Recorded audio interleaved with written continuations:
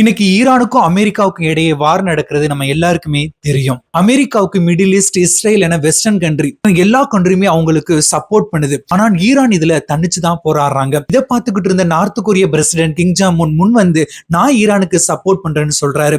ஏன்னா அவருக்கு ஏற்கனவே நிறைய நியூக்ளியர் வெப்பன் டாய்ஸ் நிறைய இருக்கு. ஆனா இன்னைக்கு பாத்தீங்கன்னா இன்ஸ்டாகிராம்ல அவரை நிறையவே ட்ரோல் பண்றாங்க. ஆனா நம்ம சற்று சிந்திச்சு பார்க்கணுங்க. ஈரானுக்கு யாருமே ஹெல்ப் பண்ண முன் வரல. ஆனா இதுவரை இந்த உலகமே விரோதியா பார்த்துக்கிட்டு இருந்த north Korea president Kim Jong Un முன் வந்திருக்காரு. நான் உங்களுக்கு இருக்கிறேன், நான் ஹெல்ப் பண்றேன்னு. இது வரைக்கும் அவர் மேல நம்மளுக்கு எவ்வளவோ நெகட்டிவ் ஒப்பீனியன்ஸ் இருக்கலாம். சொன்ன ஒரு வார்த்தையில் இன்னைக்கு நிறைய பேர் மனதை அவர் கவர்ந்திருக்காரு. அது மட்டும் இல்லங்க, ரீசெண்டா நடந்த நார்த் கொரியா எலெக்ஷன்லுமே அவர் தான் வின் பண்ணியிருக்காரு. 13 வயசு கொண்ட அவருடைய மகள்கிட்ட சொல்லியிருக்காரு, என்னை எப்படியாவது அமெரிக்கா என்னை குண்டு போட்டு தகர்த்திட்டா அடுத்து நீ தாம இந்த நாட்டை ஆளணும்னு. நீ பழிக்கு பழி வாங்கணும். நம்மகிட்ட இருக்கிற நிறைய டாய்ஸ் இருக்கு பாத்தியா, நீ அதை எல்லாத்தையும் என்ன பண்ணணுமா, ஒயிட் மாளிகையில போட்டு அந்த இருக்கிற எல்லாருமே தரமட்டமா ஆக்கிட்டு நம்ம தான் அமெரிக்காவை ஆட்சி பண்ணணும்னு தைரியத்தை சொல்லியிருக்காரு. கேட்கவே கொஞ்சம் நல்லா தான் இருக்கு. இது மாதிரி ஹாட் நியூஸ் நீங்க கேட்கணும்னா மறக்காம என் பேச்சா ஃபாலோ பண்ணிக்கங்க.